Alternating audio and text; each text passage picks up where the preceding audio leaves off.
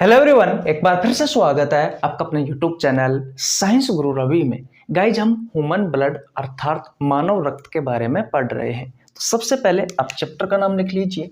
Chapter का नाम क्या है? चैप्टर का नाम है भैया ह्यूमन ब्लड अर्थात मानव रक्त। इस चैप्टर में हम हमारे ब्लड के बारे में पढ़ते हैं। लास्ट क्लास में मैंने आपको प्लाज्मा के बारे में पढ़ाया था कि प्लाज्मा जो होता है वो हमारे ब्लड का एक लिक्विड पार्ट है जो कि पूरे ब्लड का लगभग 55% होता है। इसका रंग जो होता है वो हल्का पीला होता है। किस पिगमेंट के कारण होता है? वो होता है बिलीरुबिन पिगमेंट के कारण होता है। इस प्लाज्मा में क्या क्या पाया जाता है? 90 से 92% मैंने आपको बताया था कि 90 से 92% पानी पाया जाता है। 1 से 2% में ग्लूकोज और मिनरल्स होते हैं और 6 से 8% में इसमें प्रोटीन होती है।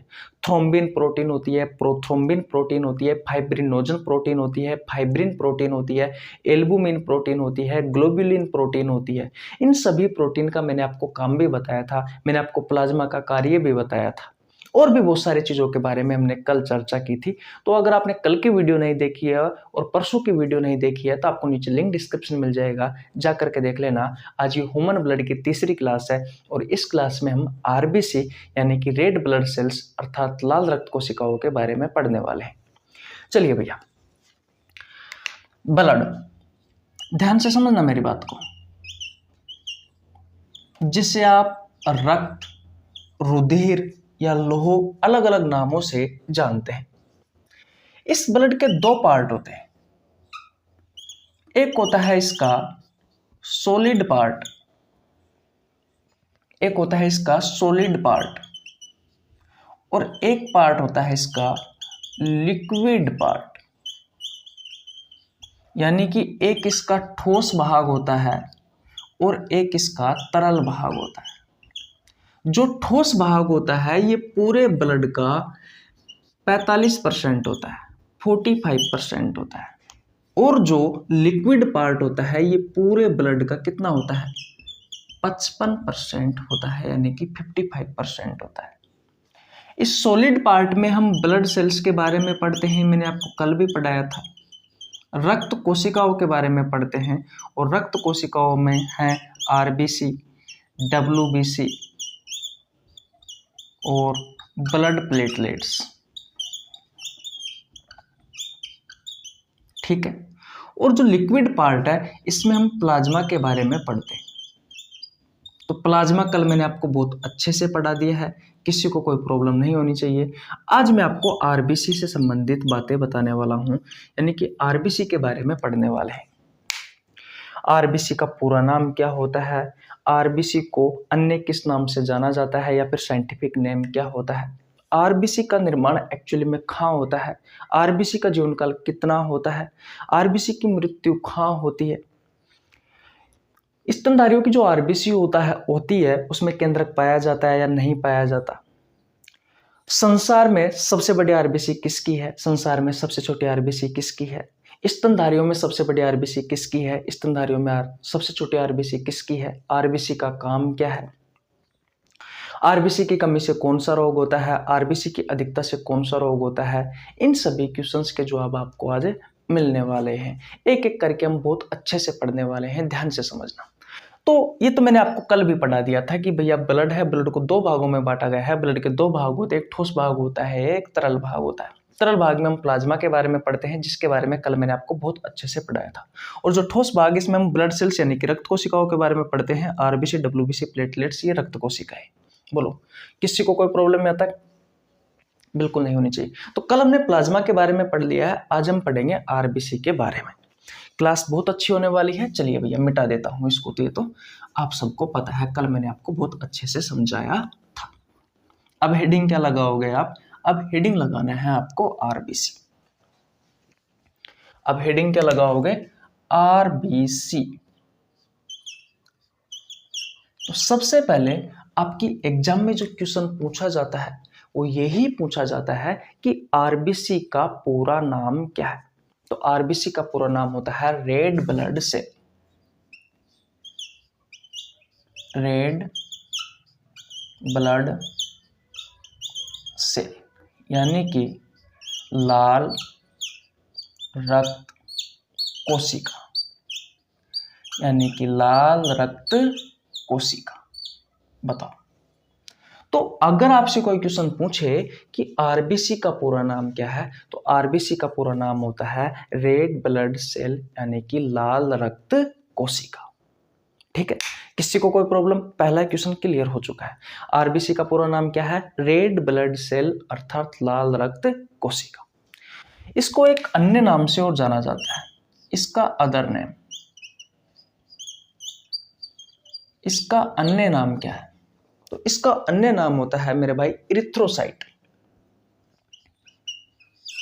मैं पेन में साइड डाल देता हूं एक बार। इसका अन्य नाम क्या होता है? इरिथ्रोसाइट होता है। क्या होता है भैया? इरिथ्रोसाइट। और आरबीसी का पूरा नाम क्या है? आरबीसी का पूरा नाम होता है भैया, आरबीसी का पूरा नाम क्या है? तो आरबीसी का पूरा नाम होता है रेड ब्लड सेल अर्थात लाल रक्त कोशिका। बताओ, किसी को कोई प्रॉब्लम? बिल्कुल नहीं होनी चाहिए। देखो भैया, इरिथ्रोसाइट, इरिथ्रोसाइट ये आरबीसी का अन्य नाम है, या साइंटिफिक नेम भी आप कह सकते हो। जब कभी भी आपको इरिथ्रो शब्द दिखाई दे, इरिथ्रो, तो इरिथ्रो का मतलब क्या होता है? इरिथ्रो का मतलब होता है मेरे भाई रेड अर्थात लाल। और साइट का मतलब क्या होता है? साइट का मतलब होता है सेल्स यानी कि कोशिका। तो वह कोशिका जो कैसी है? जो लाल रंग की है, वह कोशिका जो लाल रंग की है और आपके ब्लड में है, वो होती है भैया आरबीसी। इस वजह से इसका दूसरा नाम क्या है? इसका दूसरा नाम होता है इरिथ्रोसाइट। तो आरबीसी की जगह पर ये इरिथ्रोसाइट शब्द भी यूज में लिया जा सकता है। इसके बारे में आपको पता होना जरूरी है। आरबीसी का पूरा नाम रेड ब्लड सेल अर्थात लाल रक्त कोशिका, और इसका अन्य नाम क्या है? इरिथ्रोसाइट। इरिथ्रो का मतलब रेड यानी कि लाल, साइट का मतलब सेल यानी कि कोशिका। तो वह कोशिका जो आपके ब्लड में है और लाल रंग की है, वो होती है आरबीसी। बताओ, बताओ भैया, किसी को कोई प्रॉब्लम यहाँ तक? बिल्कुल नहीं होनी चाहिए। अब बात करते हैं इसकी खोज किसने की। इसकी खोज किसने की? डिस्कवर्ड बाय, खोज। तो एक वैज्ञानिक था भैया, Antonie van, Antonie van Leeuwenhoek.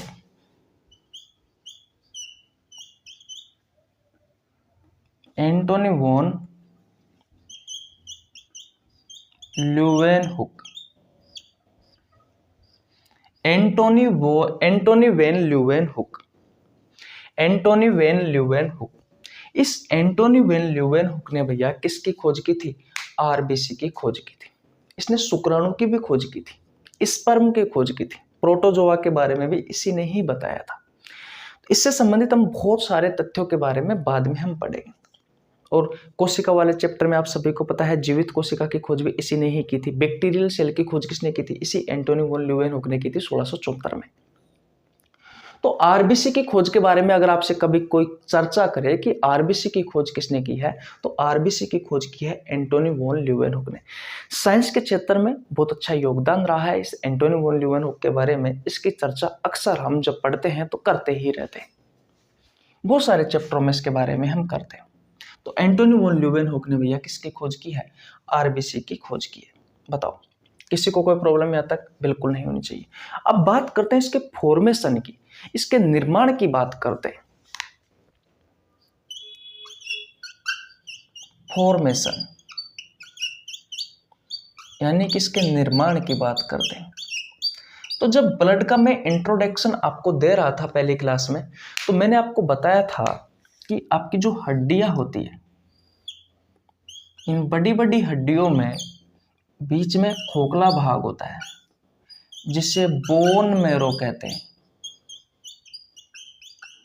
जिसे बोन मैरो कहते हैं, जिसे अस्थि मज्जा कहा जाता है, जिसे क्या कहा जाता है, जिसे अस्थि मज्जा कहा जाता है। तो ऐसा कहा जाता है कि इसी बोन मैरो में ही भैया इस आरबीसी का निर्माण होता है, क्योंकि आपके ब्लड का निर्माण जब बोन मैरो में होता है, अस्थि मज्जा में हो रहा है, तो भाई आरबीसी का निर्माण भी कहाँ होगा? आरबीसी का निर्माण भी मेरे भाई बोन मैरो में होगा, अस्थि मज्जा में होगा। सिंपल सी बात है कि नहीं? तो ये चीजें आपको पता होना जरूरी है, तो ये चीजें आपको पता होना जरूरी है। ठीक है, किसी को कोई प्रॉब्लम? तो आरबीसी का पूरा नाम रेड ब्लड सेल, लाल रक्त कोशिका। अदर नेम क्या है? इरिथ्रोसाइट। इरिथ्रो का मतलब रेड, साइट का मतलब सेल यानी कि कोशिका। यही चीजें सारी याद करनी है, इसलिए मैं बिल्कुल आपको धीरे पढ़ा रहा हूँ। इसकी खोज एंटनी वॉन ल्यूवेनहुक ने की है। मैंने आपसे कहा है कि ब्लड का जो निर्माण होता है वो बोन मैरो में होता है, अस्थि मज्जा में होता है। तो भाई ब्लड का ही तो भाग है, आरबीसी हो चाहे डब्ल्यूबीसी हो चाहे प्लेटलेट्स हो चाहे प्लाज्मा हो, तो इसका निर्माण भी कहाँ होगा भैया? बोन मैरो में ही होगा। किसका? इस आरबीसी का निर्माण। चलो भैया आगे चलते हैं। अब बताओ भैया, क्वांटिटी के बारे में बात करते हैं। भाई क्वांटिटी के बारे में बात करते हैं। क्वांटिटी यानी कि संख्या कितनी होती है? तो याद रखना, मेल में अलग होती है और फीमेल में अलग होती है। मेल में जो होती है वो होती है 4.5 से लेकर के 5.5 मिलियन प्रति माइक्रोलीटर, और फीमेल में होती है 4 से लेकर के 4.5 मिलियन प्रति माइक्रोलीटर। देखो सबसे पहले तो आपको यह पता होना जरूरी है कि भाई 1 मिलियन कितना होता है। तो 1 मिलियन कहा जाता है मेरे भाई 10 लाख से। ठीक है, अब बात करते हैं कि माइक्रोलीटर कितना होता है। तो 1 लीटर का मतलब तो आप समझते हो, 1 लीटर में 1000 मिलीलीटर होता है, और 1 मिलीलीटर जो होता है उसमें होता है 1000 माइक्रोलीटर। तो इस माइक्रोलीटर के बारे में बात कर रहा हूं। तो प्रत्येक माइक्रोलीटर ब्लड में, यानी कि 1 माइक्रोलीटर ब्लड में 4.5 से लेकर के 5.5 मिलियन क्या होती है? आपकी आरबीसी होती है। ठीक है, किसी को कोई प्रॉब्लम? जो आप गूगल पर सर्च करके देखोगे, देखो मैं आपको बता देता हूं कि ये जो मैंने माइक्रोलीटर वाला जो वर्ड यूज में लिया है, ये गूगल से लिया है मेरे भाई।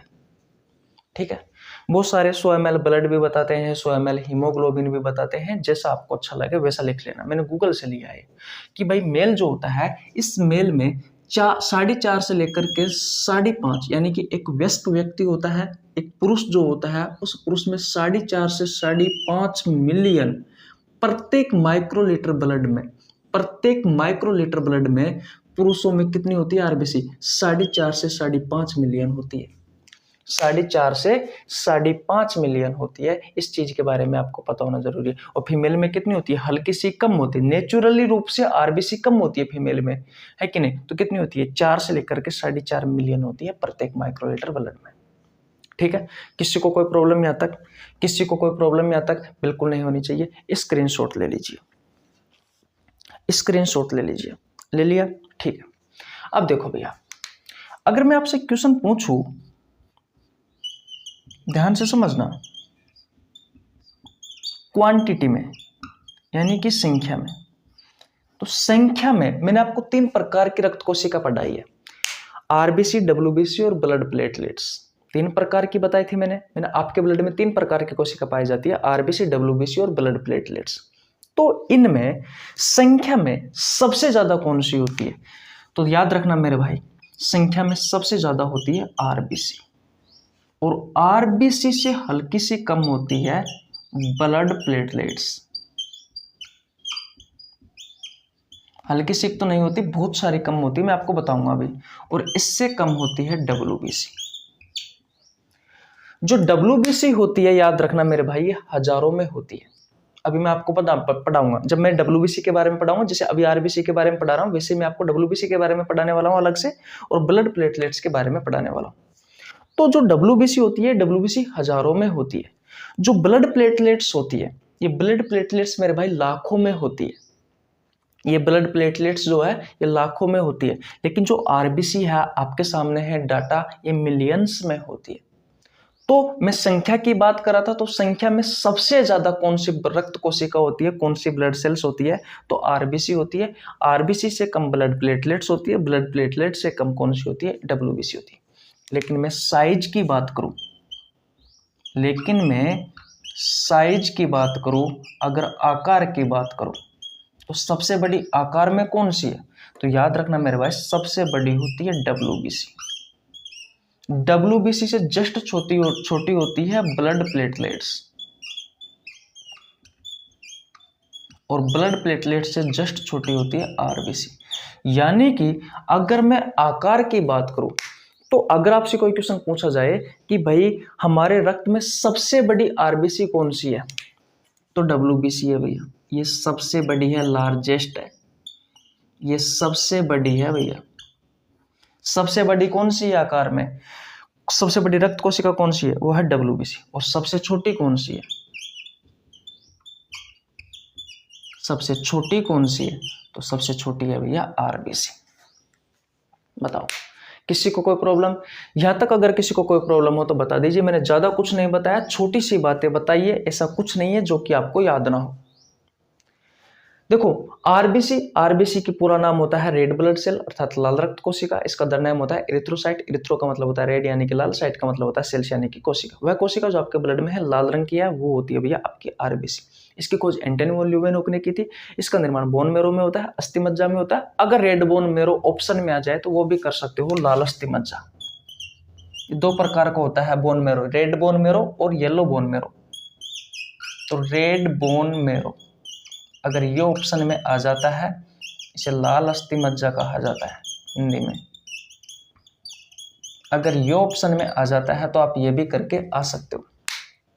ठीक है, किसी को कोई प्रॉब्लम बिल्कुल नहीं होनी चाहिए। फिर इसकी क्वांटिटी कितनी होती है, इसकी संख्या कितनी होती है, तो मेल में तो होती है 4.5 से 5.5 मिलियन प्रति माइक्रोलीटर ब्लड, और फीमेल में होती है 4 से लेकर के 4.5 मिलियन प्रति माइक्रोलीटर ब्लड। मैंने बता दिया 1 मिलियन में 10 लाख होते हैं। ठीक है, तो समझ सकते हो कि 4.5 लेकर के 5.5 मिलियन होती है, तो कितने लाख होती है। बताओ कमेंट बॉक्स में कितनी होती है। इतनी सीख तो मैथ पढ़ी होगी आपने। 1 लीटर में 1000 मिलीलीटर होता है और 1 मिलीलीटर में 1000 माइक्रोलीटर होता है। तो मैं यहाँ पर प्रत्येक माइक्रोलीटर के बारे में बात कर रहा हूँ। ठीक है, बताओ फिर इसकी संख्या के बारे में बात करें तो आरबीसी संख्या में सबसे ज्यादा आरबीसी होती है, उससे कम ब्लड प्लेटलेट्स होती है और सबसे कम होती है डब्ल्यूबीसी। अगर मैं साइज की बात करूँ, आकार की बात करूँ, तो डब्ल्यूबीसी जो है वो डब्ल्यूबीसी भी सबसे बड़ी होती है, उससे छोटी होती है ब्लड प्लेटलेट, सबसे छोटी होती है आरबीसी। बताओ किसी को कोई प्रॉब्लम नहीं है ना, इस तरफ का मिटा दूं मैं, ठीक है, इस तरफ का मिटा देता हूं।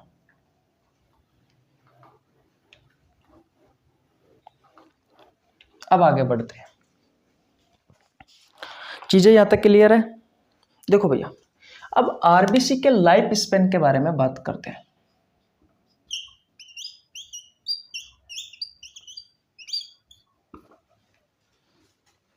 लाइफ स्पेन यानी कि जीवन काल, कि भाई आरबीसी का जीवन काल कितना होता है। तो आरबीसी का जीवन काल होता है 120 दिन। 120 दिन ना लिख करके आप 60 से लेकर के 120 दिन लिख सकते हो। अगर ऑप्शन में 120 दिन आ जाए तो ये सही आंसर आप कर सकते हो। ध्यान से समझना, हर रोज हमारे शरीर में बहुत सारी आरबीसी नष्ट होती है, आरबीसी की मृत्यु होती है और बहुत सारी नई आरबीसी का निर्माण होता है। तो या मैं ये भी कह सकता हूं कि हमारे शरीर में बहुत सारी रोज आरबीसी नष्ट होती है और बहुत सारी आरबीसी का निर्माण होता है। तो ये जो आरबीसी है आपकी, इस आरबीसी का जीवन काल कितना होता है, तो 60 से लेकर के 120 दिन तक ये जीवित रह सकती है आरबीसी। जिसे कि हमारा जीवन काल होता है ना, जन्म से लेकर के मृत्यु तक के बीच का जो काल होता है वो होता है आपका जीवन काल। ठीक है, किसी को कोई प्रॉब्लम यहां तक बिल्कुल नहीं होनी चाहिए। तो लाइफ स्पेन कितना हो गया, आरबीसी का जीवन काल कितना हो गया, तो आरबीसी का जीवन काल होता है भैया 60 से लेकर के 120 दिन। लेकिन ये 60 से लेकर के 120 दिन के बाद में इनकी मृत्यु हो जाती है। अब ये मृत्यु कहां होती है, तो देखो भैया, ये डेड कहां होती है, इनकी मृत्यु कहाँ होती है भैया, वो ध्यान से समझना। तो इनकी मृत्यु हो जाती है भैया लीवर यानी कि यकृत में, और स्प्लेन यानी कि पलिया। पलिया एक थैलीनुमा एक छोटा सा ऑर्गन होता है जिसे आप तिल्ली भी कहते हो, ठीक है। तो लीवर जो यकृत होता है इसमें तो कम होती है, लेकिन अधिक किसमें होती है, अधिक इसमें इसकी मृत्यु होती है। ये जो स्प्लेन होता है ये इस तरीके से एक थैलीनुमा ऑर्गन होता है, इसमें आरबीसी की मृत्यु होती है। तो ये क्या है, ये स्प्लेन है और इसके अंदर क्या है, ये आरबीसी है। जब आरबीसी की मृत्यु हो जाती है तो इसमें ये पुनः जनरेट हो जाती है भैया। इनका क्या होता है, इनका रीजनरेशन हो जाता है, इनका रीजनरेशन हो जाता है यानी कि इनका पुनः निर्माण हो जाता है, इनका पुनः निर्माण हो जाता है अगर ये लंबे समय तक पड़ी रही तो पुनर्निर्माण होकर के ये स्टोर भी कहाँ हो जाती है, तो पुनर्निर्माण होकर के ये स्टोर भी कहाँ हो जाती है यानी कि जमा भी कहाँ हो जाती है, इसी स्प्लेन में हो जाती है। अब मान लीजिए भविष्य में कभी भी आपके शरीर में आरबीसी की कमी हो गई, आरबीसी की क्या हो गई, आरबीसी की कमी हो गई। तो आरबीसी की कमी हो गई या फिर ब्लड की कमी हो गई, मैं ये लिखता हूं आपको बेहतर तरीके से समझ में आएगा, ब्लड की कमी हो गई। तो मैंने आपको कल बताया था कि ब्लड की जो मुख्य कोशिका होती है वो आरबीसी होती है, तो आप ब्लड भी लिख सकते हो या फिर आरबीसी भी लिख सकते हो, कोई दिक्कत वाली बात नहीं है। आरबीसी लिखो या फिर ब्लड लिखो। अगर आपके शरीर में आरबीसी की कमी हो जाती है तो आप भैया ये जो स्प्लेन होता है, ये जो पलिया होता है, इस पलिया से आरबीसी ले सकते हो, इस स्प्लेन से, इस पलिया से क्या ले सकते हो, आरबीसी ले सकते हो। तो जब हमें नॉर्मली हमें ब्लड की कमी हो जाती है तो हम कहाँ जाते हैं, हम ब्लड बैंक में जाते हैं। हम कहाँ जाते हैं, ब्लड बैंक में जाते हैं। अरे भाई ब्लड बैंक में ही तो जाते हैं। तो जब आपके शरीर में आरबीसी की कमी हो रही है या खून की कमी हो रही है, खून की मुख्य कोशिका होती है आरबीसी, तो आरबीसी किसके पास जाएगा, इस स्प्लेन के पास जाएगा, इस पलिया के पास जाएगा, क्योंकि इसी पलिया में सर्वाधिक आरबीसी की मृत्यु हुई थी और इसी आरबीसी का रीजनरेशन भी हुआ था यानी कि पुनर्निर्माण हुआ था, जो किसके पास स्टोर है, इसी स्प्लेन के पास जाकर के स्टोर है। तो इस वजह से सबसे पहली बात तो क्या है कि इन दोनों को क्या कहा जाता है, इन दोनों को कहा जाता है ग्रेवयार्ड ऑफ आरबीसी, यानी कि आरबीसी का कब्रिस्तान कहा जाता है, graveyard, graveyard of RBC. Hindi में कहा जाता है आरबीसी का कब्रिस्तान। क्या कहा जाता है, आरबीसी का कब्रिस्तान कहा जाता है। दिखाई दे रहा है लेकिन कम दिखाई दे रहा है, मैं पेन में साइड डालूंगा, कोई दिक्कत वाली बात नहीं है। देखो इसे आरबीसी का कब्रिस्तान किसे कहा जाता है, तो लीवर और स्प्लेन को कहा जाता है। क्यों कहा जाता है, क्योंकि मैंने अभी आपको बताया कि आरबीसी का जो जीवन काल होता है वो होता है 120 दिन, 60 से लेकर के 120 दिन होता है। ये चीजें मैंने आपको बताई है। 120 दिन के बाद में इनकी मृत्यु हो जाती है। मृत्यु कहाँ होती है, लीवर में, यकृत में और स्प्लेन यानी कि पलिया में होती है। लीवर में कम मृत्यु होती है, ज्यादा किसमें होती है, तिल्ली में। तो जब हमारी मृत्यु हो जाती है तो हमें ग्रेवयार्ड में, कब्रिस्तान में ले जाया जाता है कि नहीं। तो इनकी मृत्यु कहाँ हो रही है, लीवर में और स्प्लेन में, तो हम आरबीसी का कब्रिस्तान कह सकते हैं ना। अरे भाई हमारा कब्रिस्तान कहाँ है, जहां हमें मृत्यु होने के पश्चात ले जाया जाएगा, उसी जगह को तो आप कब्रिस्तान कहोगे हमारा। वैसे ही जो आरबीसी होती है, इस आरबीसी का कब्रिस्तान किसे कहते हैं, जहां इनकी मृत्यु होती है कि नहीं। तो मृत्यु होने के लिए कहाँ जाती है ये भैया, आपके लीवर में, स्प्लेन यानी कि पलिया में जाती है भैया। तो किसी को कोई प्रॉब्लम, इस वजह से आरबीसी का कब्रिस्तान किसे कहा जाता है, इसे ही कहा जाता है लीवर और स्प्लेन को। स्प्लेन आए ऑप्शन में तो इसको करके ना ज्यादातर यही पूछा जाता है कि ग्रेवयार्ड ऑफ आरबीसी, यानी कि आरबीसी का कब्रिस्तान किसे कहा जाता है, स्प्लेन को कहा जाता है, यानी कि पलिया को कहा जाता है या फिर लीवर को कहा जाता है। लीवर भी कह सकते हो, स्प्लेन भी कह सकते हो, लेकिन ज्यादातर स्प्लेन ही आएगा, ठीक है। फिर मैंने आपको बताया है कि आरबीसी की मृत्यु स्प्लेन में हुई, ज्यादातर लीवर में बहुत कम होती है। फिर आरबीसी का यहाँ पर पुनर्रीजनरेट हो जाती है, यानी कि रीजनरेट हो जाती है कौन, आपकी आरबीसी, यानी कि इनका पुनर्निर्माण हो जाता है। पुनर्निर्माण होकर के जमा भी कहाँ होती है, इसके पास होती है। जब आपके शरीर में आरबीसी की कमी होती है तो हम स्प्लेन जो पलिया होता है उससे क्या ले लेते हैं, इससे हम दोबारा आरबीसी ले लेते हैं।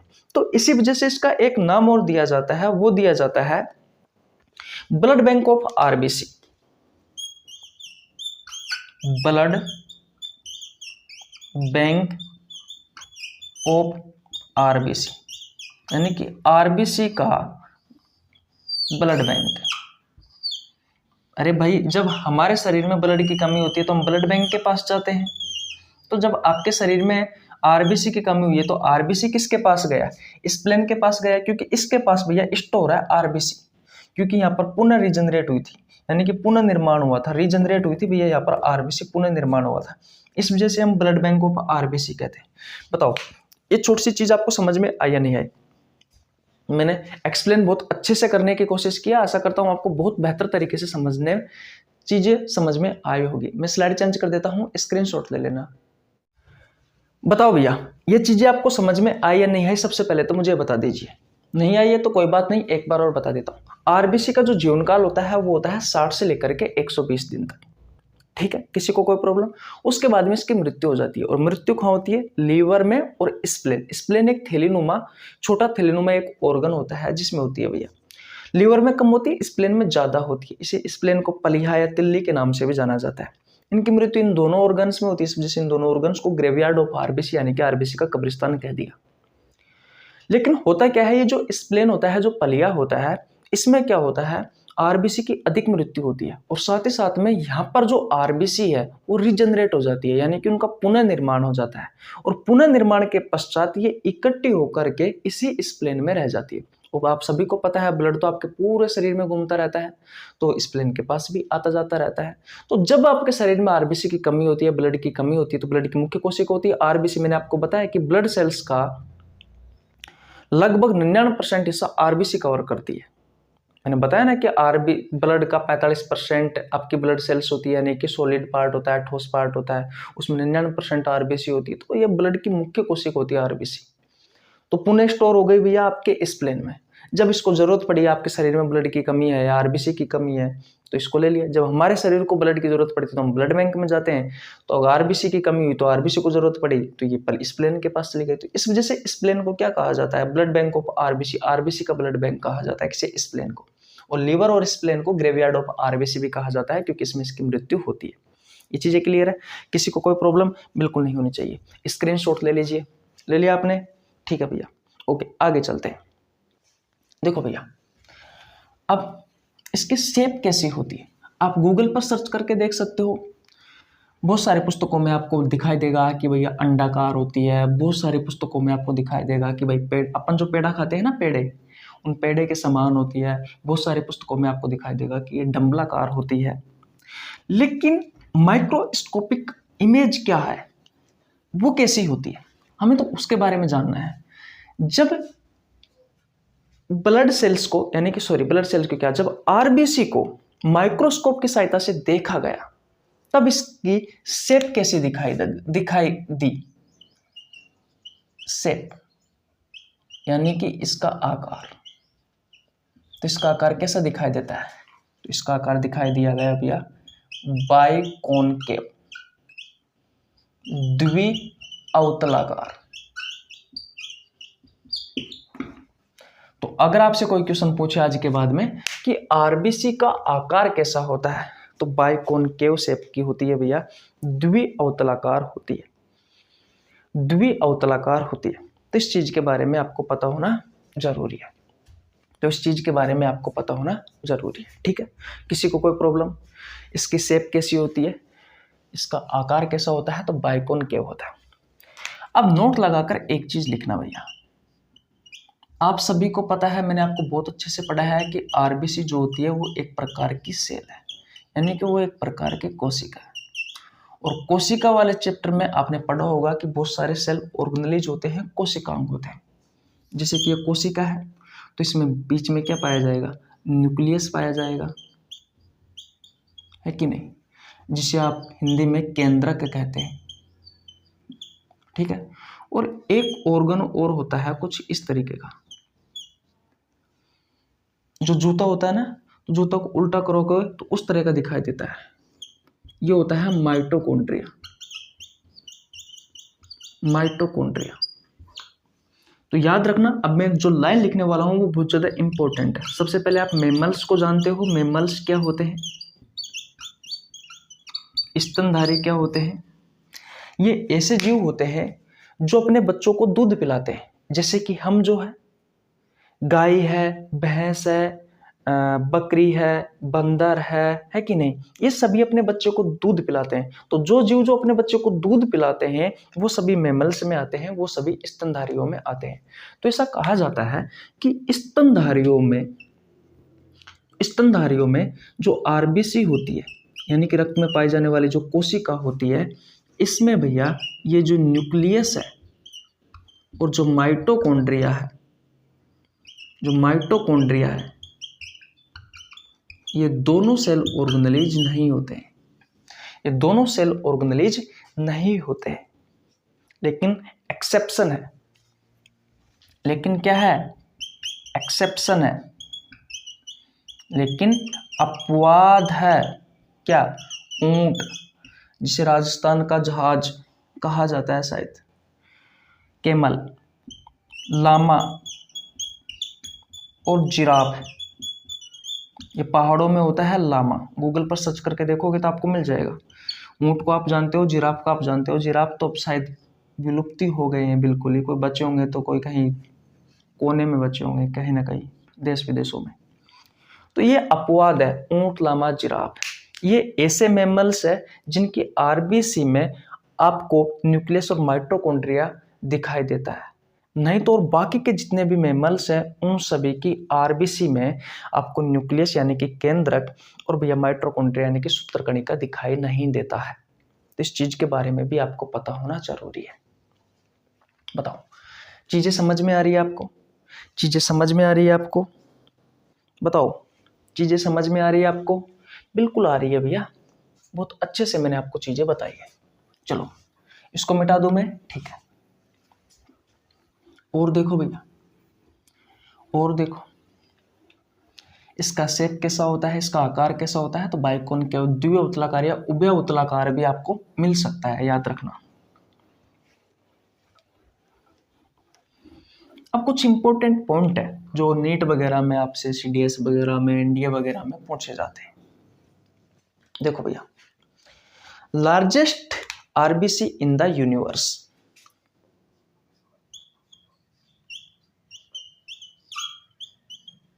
Largest RBC in the universe, यानी कि संसार की सबसे बड़ी आरबीसी। बताओ, संसार की सबसे बड़ी आरबीसी किसकी है? Largest RBC in the universe, संसार की सबसे बड़ी आरबीसी किसकी है मेरे भाई? तो एक एम्फीबियन है।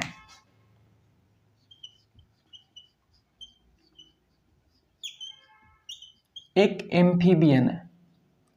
एम्फीबियन को बोला जाता है उभयचर। एम्फीबियन को क्या बोला जाता है? उभयचर बोला जाता है। अब आपके दिमाग में क्वेश्चन आ रहा होगा कि भाई ये एम्फीबियन क्या होते हैं, ये उभयचर क्या होते हैं। भाई जब कोई नया शब्द हम यूज में लेते हैं तो भाई क्यूरियोसिटी होती है जानने की कि भाई है क्या ये। तो एम्फीबियन में ऐसे जीव आते हैं जो धरती पर भी रह सकते हैं और पानी में भी रह सकते हैं। बेस्ट एग्जांपल है मेंढक। मेंढक एक एम्फीबियन है, एक उभयचर है कि नहीं? तो उभयचर में एक है एम्फियूमा। इसकी स्पेलिंग देख लेता हूं क्योंकि कभी कभी क्या स्पेलिंग में गलती हो जाती है ना। एमिफ्यूमा, एमिफ्यूमा। ये जब आप गूगल पर सर्च करके देखोगे एमिफ्यूमा को तो आपको सांप के समान एक दिखाई देगा, लेकिन सांप नहीं है क्योंकि सांप तो रेप्टाइल्स में आते हैं, ये तो एम्फीबियन है, ये तो उभयचर है। तो ये ऐसे जीव है, या एम्फियूमा ऐसा जीव है जो धरती पर भी रहता है और कहाँ रहता है, पानी में भी रहता है। तो अगर आपसे क्वेश्चन पूछे कि भाई संसार की सबसे बड़ी आरबीसी किसकी है, तो एक उभयचर है, नाम है एम्फियोमा, ठीक है, इसकी है। ओके, आगे चलते हैं। अगर आपसे कभी क्वेश्चन पूछा जाए कि मेरे भाई largest RBC in the mammals, यानी कि स्तनधारियों में, स्तनधारियों में, अब स्तनधारी तो आप जानते हो ना, स्तनधारियों में सबसे बड़ी आरबीसी, स्तनधारियों में सबसे बड़ी आरबीसी किसकी है, तो आप सभी को पता है स्तनधारियों में जो सबसे बड़ी आरबीसी होती है, नहीं पता है तो देख लीजिए, एलिफेंट की होती है, यानी कि हाथी की होती है। मेमल्स, स्तनधारियों में ऐसे जीव आते हैं जो अपने बच्चों को दूध पिलाते हैं। रेप्टाइल्स जो रैंक कर चलते हैं। एम्फीबियंस, उभयचर जो धरती में भी रह सकते हैं और पानी में भी रह सकते हैं। एविज वर्ग में आते हैं, उड़ने वाले पक्षी आते हैं। तो ये सब के बारे में आपको पता होना जरूरी है। तो largest RBC in the mammals, यानी कि स्तनधारियों में सबसे बड़ी आरबीसी किसकी है, तो एलिफेंट की है। Largest RBC in the mammals, यानी कि स्तनधारियों में सबसे बड़ी आरबीसी किसकी है, एलिफेंट की है। अब देखो भैया, हाथी की है, हाथी की होती है मेरे भाई स्तनधारियों में सबसे बड़ी आरबीसी। और वैसे संसार की सबसे बड़ी आरबीसी किसकी है, एम्फीबियन है एक, एम्फियोमा। अब एक क्वेश्चन आपसे पूछा जाता है कि smallest RBC in the universe and mammals, बताओ। यानी कि संसार की सबसे छोटी और स्तनधारियों की भी सबसे छोटी आरबीसी किसकी है, संसार में और स्तनधारियों में सबसे छोटी आरबीसी किसकी है, तो एक होता है भैया मस्क डियर,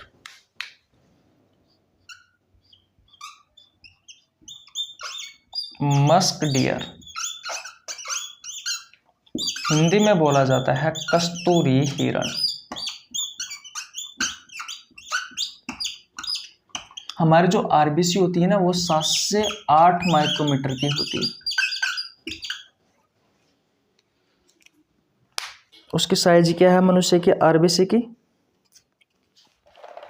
7 से 8 माइक्रोमीटर की होती है, ठीक है।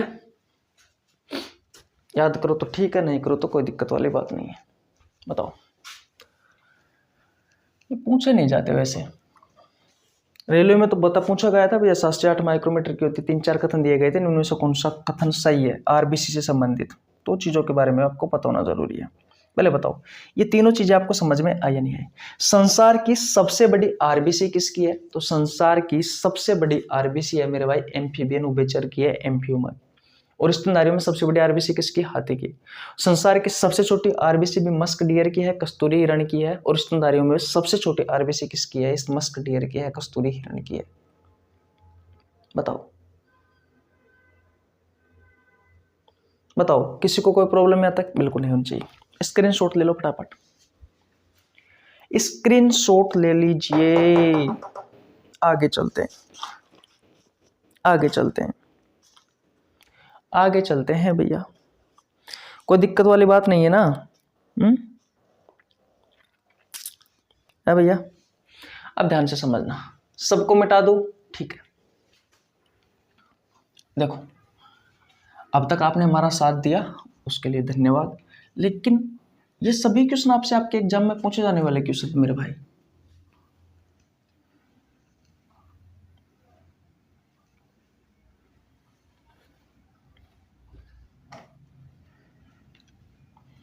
अब देखो, अब एक दिमाग में क्वेश्चन आता है कि भाई आरबीसी का काम क्या है।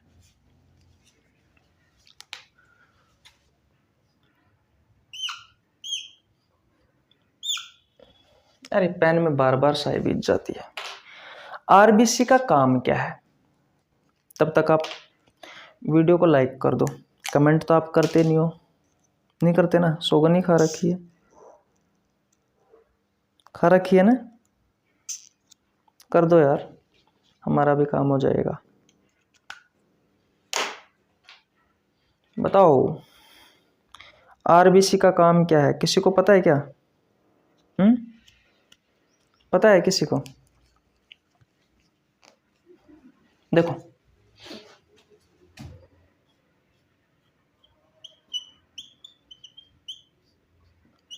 फंक्शन ऑफ आरबीसी, आरबीसी का कार्य, देखो आरबीसी का जो कार्य होता है ना वो होता है ऑक्सीजन और कार्बन डाइऑक्साइड का परिवहन, या फिर गैसों का परिवहन भी आप लिख सकते हो। आपके पूरे शरीर में ऑक्सीजन और कार्बन डाइऑक्साइड को घुमाने का काम कौन करता है? कौन करता है?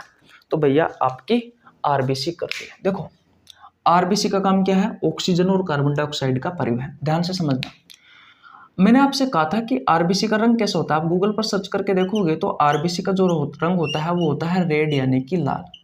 अब ये किसके कारण होता है? तो हीमोग्लोबिन के कारण होता है। हीमोग्लोबिन से एचबी भी लिखते हैं हम शॉर्ट फॉर्म में, इस हीमोग्लोबिन के कारण होता है। तो आपके आरबीसी का लाल रंग भी हीमोग्लोबिन के कारण होता है और ब्लड का लाल रंग भी हीमोग्लोबिन के कारण होता है। इस आरबीसी का काम क्या है? ऑक्सीजन को और कार्बन डाइऑक्साइड को आपके पूरे शरीर में घुमाना, क्योंकि आप सभी को पता है ब्लड जो होता है वो छोटी छोटी नसों में पैक होकर के हमारे पूरे शरीर में घूमता रहता है। जब भी आपके शरीर पर कहीं भी आप कट लगाओगे तो कट लगाने पर ब्लड बाहर निकलता है, क्योंकि हमारे पूरे शरीर में ब्लड घूमता रहता है, आप सबको पता है। ध्यान से समझना, बाहर हवा है, एयर है, वायुमंडल में, वातावरण में। एयर में नाइट्रोजन भी होती है, ऑक्सीजन भी होता है, कार्बन डाइऑक्साइड गैस भी होती है और अदर गैसें भी होती है। तो इन सबको आप इनहेल करते हो, यानी कि इन सब गैसों को आप लेते हो नाक की सहायता से। नाक से कौन जुड़ी हुई होती है? आपकी विंड पाइप, वायु नली जुड़ी हुई होती है, ट्रेकिया जुड़ी हुई होती है और ट्रेकिया आपके फेफड़ों से जुड़ी हुई होती है। इतनी बात क्लियर है? तो ये सारी गैसें आपके फेफड़ों तक पहुंचती है, लेकिन आपके ब्लड में इन सभी गैसों में से, नाइट्रोजन में से, कार्बन डाइऑक्साइड में से, ऑर्गन में से, ऑक्सीजन में से कौन सी गैस खुलती है? सिर्फ और सिर्फ ऑक्सीजन गैस खुलती है। कौन सी गैस खुलती है? ऑक्सीजन। तो भैया ये जो हीमोग्लोबिन होता है ये आरबीसी में पाया जाता है हीमोग्लोबिन। तो ये जो हीमोग्लोबिन होता है, ये हीमोग्लोबिन मेरे भाई इस ऑक्सीजन को अपने साथ ले जाता है। तो बाहर वातावरण में जो ऑक्सीजन होती है वो तो ऑक्सीजन के रूप में होती है, गैसों के रूप में होती है, लेकिन हमारे शरीर में जो ऑक्सीजन होती है वो किस रूप में होती है? अभी आपको बताऊंगा। जब ये हीमोग्लोबिन ऑक्सीजन को अपने साथ में ले जाएगी तो ये HbO2 के रूप में, ऑक्सी हीमोग्लोबिन के रूप में ले जाती है। तो ये एक पिगमेंट का निर्माण होता है। जब हीमोग्लोबिन ऑक्सीजन को अपने साथ ले जाता है, यानी कि जब हीमोग्लोबिन ऑक्सीजन के साथ में जुड़ता है तो HbO2 यानी कि ऑक्सी हीमोग्लोबिन का,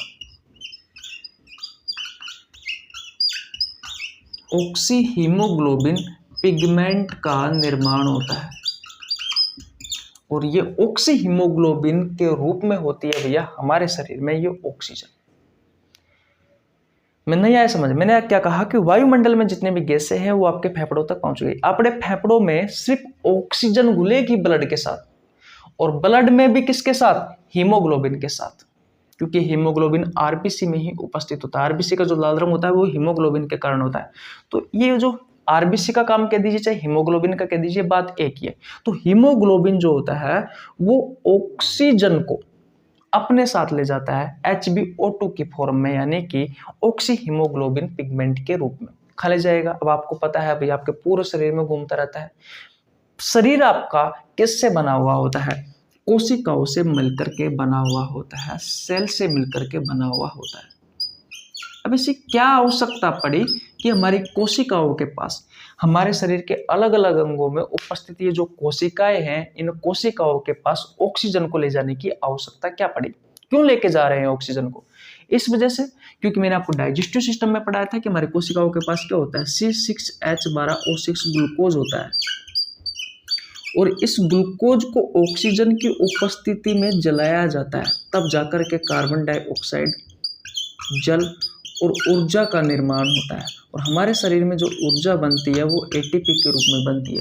फिर इस एटीपी को हमारे शरीर के सेल, ऑर्गन्स, टिश्यू ग्रहण करते हैं और ग्रहण करके फिर क्या करते हैं, अपना कार्य करते हैं, क्योंकि फिजिक्स कहती है कि कार्य करने के लिए एनर्जी की आवश्यकता होती है, ऊर्जा की आवश्यकता होती है।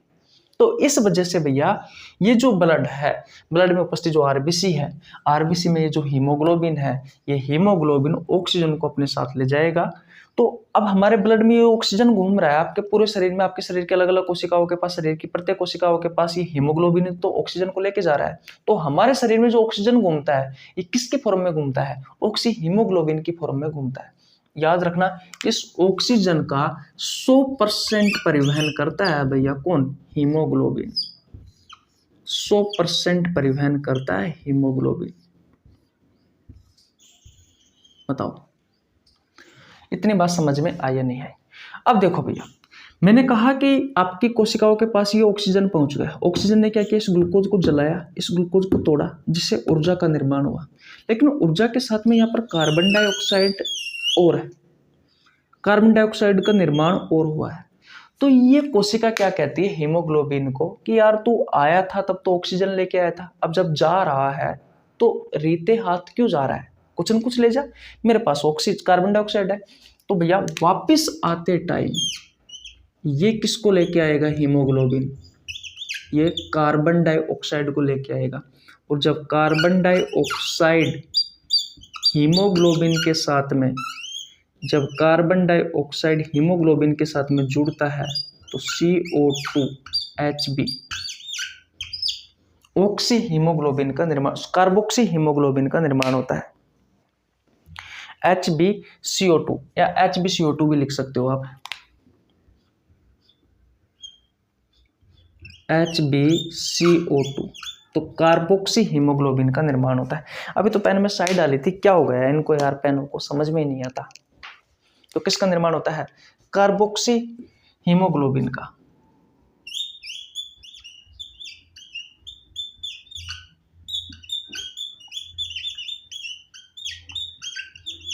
कार्बोक्सी हीमोग्लोबिन का, सही है क्या स्पेलिंग, कार्बोक्सी हीमोग्लोबिन का, कार्बोक्सी हीमोग्लोबिन या कार्बोक्सी हीमोग्लोबिन का निर्माण होता है। ठीक है, तो कार्बन डाइऑक्साइड किस रूप में है, कार्बोक्सी हीमोग्लोबिन के रूप में, और ऑक्सीजन किसके रूप में है, ऑक्सी हीमोग्लोबिन पिगमेंट के रूप में।